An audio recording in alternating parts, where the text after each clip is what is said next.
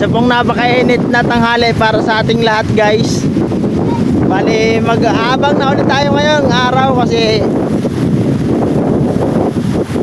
naayos na yung mga dapat ayusin. Kaya eto, babalik natin. Titingnan ulit natin yung mga huli ng mga mangingisda dito sa amin guys. Ipakita ko sa inyo kung ano dumating. Ayan, bala ko na dumating si Tito John. Ayan, yung pamangkin ko, ayan o. Yan, yung masipag yan mag-abang. Ito pa o. Ayan, Jarwin. Tantan. Isang hi muna Tantan, isang hi. Ayan pa. Yan, si Maria Lupin ang unang dumating guys. Tingnan natin yung huli niya mamaya guys. Yee! Gulyasan version. Ayan, bale ito lang nag-iisa yung huli Tito John yan. Isang piraso lang, ayan o. Tinas ni Manuel. Ayan o. Malaking tambakol yan.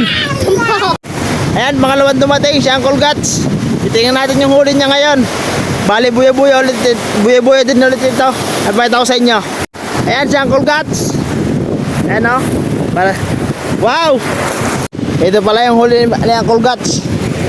Isang piraso lang din. Pero ang laki din o. Siguro mga 4 na kilo to. Guys. Ayan.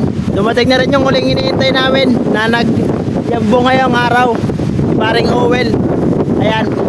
Oh, napakainit ngayon. Mga mag-alauna na guys. Pakita ko sa inyo. Medyo malakas talaga ang alon. Ito pala si Paring Owel. Isang kaway muna Paring Owel. Yan. Hi guys. Yan yung huli niya guys. Ayan. Medyo madami to. 5 piraso guys. Thank you Lord.